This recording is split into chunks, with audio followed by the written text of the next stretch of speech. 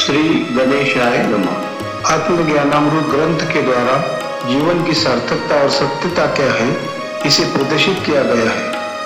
श्री गणेशाय नमः। श्री आत्मज्ञानामृत ग्रंथ समस्त धर्म ग्रंथों का सार, भाग 41। तेरे पास जो दर्द लेकर आया, उस जख्मों को तूने मरहम लगाया।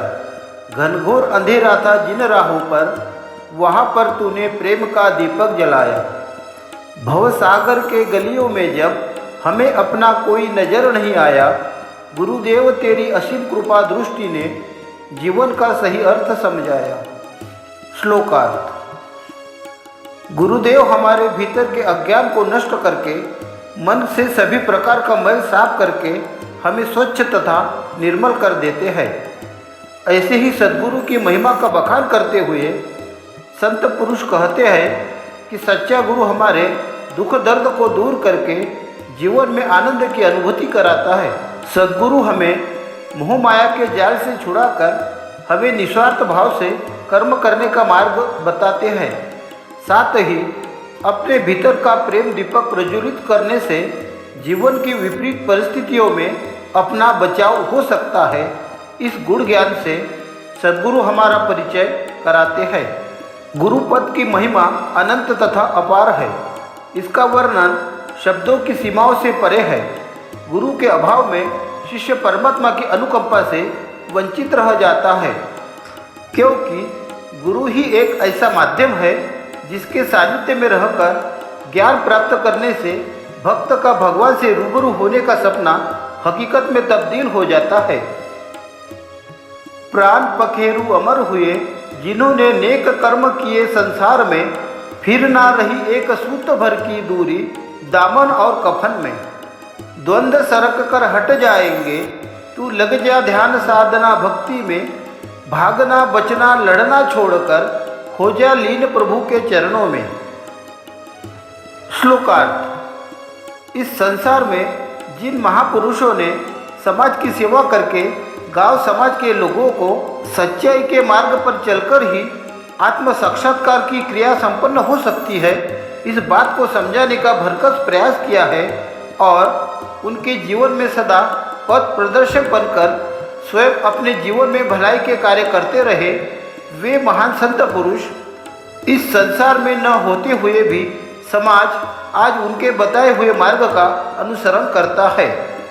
इसलिए संत पुरुष हमें कहते हैं, इस नश्वर संसार में तू जरा भी व्यर्थ समय गवाए बिना सदा अच्छे कर्म कर। ऐसा करने से तेरा नाम अमर हो जाएगा।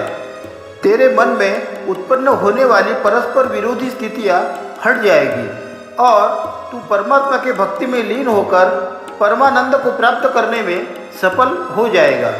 काम, क्रोध, लोभ, मोह तथा अहंकार, इनमें से किसी भी विकार से मनुष्य लड़कर जीत नहीं सकता, क्योंकि यह सभी विकार प्रकृति से निर्मित है और प्रकृति की तुलना में मनुष्य भव्य जल सागर में एक तिनके के समान है, अर्थात प्रकृति बड़ी ही दुष्कर है।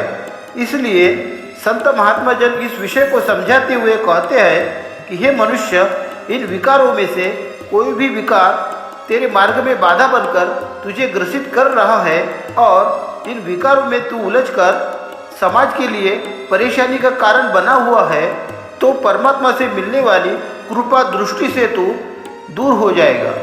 इसलिए तू इन विकारों से भागना, लड़ना, बचना छोड़कर साथ ही सभी प्रकार की स्वार्थ की भावना त्याग करते हुए परमात्मा के चरण कमलों में अपने मन बुद्धि को समर्पित कर, क्योंकि इस प्रकृति की रचना स्वयं परब्रह्म परमात्मा ने की है। इसलिए परमात्मा की दृष्टि पड़ते ही सभी प्रकार के विकार अपने आप शांत हो जाते हैं और इस प्रकार परमात्मा की अनन्य शरणागति से तेरा निश्चित ही कल्याण हो जाएगा। सत्य की शक्ति प्रबल है इतनी, तुझे परमात्मा से मिला देगी। प्रभु चरण से लगन लग जाए तो हरि नाम का जाम पिला देगी। मांग तेरी अगर कुछ भी न हो तो जन्मों की प्यास बुझा देगी। मन मंदिर में ध्यानस्थ हुआ तो दिव्य ज्ञान की ज्योत जला देगी। श्लोकार्थ। आज तक संसार में जितने भी महान संत और वीर पुरुष हुए, उन्होंने कभी भी सत्य का साथ नहीं छोड़ा। जीवन में कई प्रकार के कष्ट मिले, अनेक विपदाओं का सामना किया और वह निरंतर आगे बढ़ते गए। सत्य तप के बल पर वे परमात्मा का प्रेम पाने के हकदार बने। इसलिए संत पुरुष हमेशा कहते हैं, सत्य परेशान होकर भी कभी पराजित नहीं होता। सत्य में इतनी प्रचंड शक्ति होती है कि समय आने पर साधक को परमात्मा से अवश्य मिलाती है। हमें परमात्मा से कभी भी कुछ भी नहीं मांगना चाहिए, क्योंकि मांग बंधन है, त्याग में ही मुक्ति है। इस सूत्र को स्मरण रखते हुए अपने मन रूपी मंदिर में ध्यान लगाकर प्रभु से कहो कि हमारे भीतर का अहंकार मिटाकर हमें दिव्य ज्ञान का प्रकाश प्रदान करो। सदा दूसरों का भला करते रहने से तेरा खुद भला हो जाएगा। जिसने किया नेकी जग में वह जीवन का राज समझ जाएगा। बुरे काम का त्याग करने से प्रभु भक्ति में मन लग जाएगा। सुख दुख में तू सम रहकर वैराग्य स्थिति को प्राप्त हो जाएगा। श्लोकार्थ। अपने स्वार्थ का विचार त्याग कर हमेशा परहित का ध्यान रखकर कार्य करने से व्यक्ति का अपने आप परमात्मा की असीम कृपा से भला हो जाता है। जिन व्यक्तियों ने संसार में भलाई के काम किए हैं, वह जीवन के रहस्य को सही अर्थों में समझ पाए हैं। इसलिए संत सज्जन पुरुष जन समाज से कहते हैं कि जो व्यक्ति शास्त्र विरुद्ध कर्म का त्याग करके अपने मन को समाज के हित में लगाता है और हर कर्म प्रभु का आदेश समझकर भक्तियुक्त कर्म करता है, वह सुख तथा दुख में समभाव रखकर वैराग्य की स्थिति को अतिशीघ्र प्राप्त कर लेता है। प्रेम कोई वस्तु नहीं है जो तुझे बाजार में मिल जाएगी। प्रेम कोई भाषा नहीं जो तेरे शब्दों में प्रकट हो जाएगी। प्रेम तो एक भावना है जो तेरी आंखों से झलक जाएगी। प्रेम में अद्भुत शक्ति है जो तुझे परमात्मा से मिलवाएगी। श्लोकार्थ। सच्चे हृदय से परमात्मा को प्राप्त करने की चाह रखने वाले इस सत्य को समझ जाते हैं कि बाहर भीतर प्रेम से भरकर ओतप्रोत होकर ही हम परमात्मा को प्राप्त कर सकते हैं।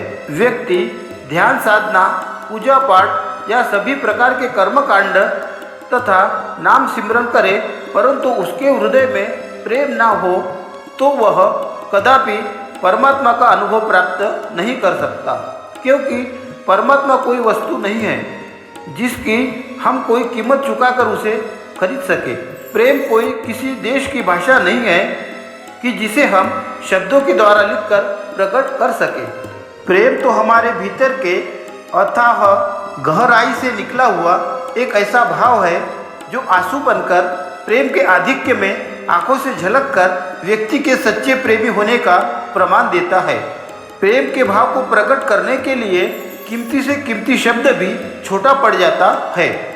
मनुष्य परमात्मा के द्वारा बनाई गई रचना है, इसलिए प्रेम एक सच्चे प्रेमी के चेहरे पर ही देखा जा सकता है और यही प्रेम की अद्भुत शक्ति ही हमें परमात्मा से मिलाने में सहायक सिद्ध होती है। परमात्मा की सृजन अवस्था का अनुभव प्राप्त करने के लिए आप सभी महानुभावों से विनम्र निवेदन है कि इस वीडियो को अधिक से अधिक लाइक और शेयर करें। धन्यवाद।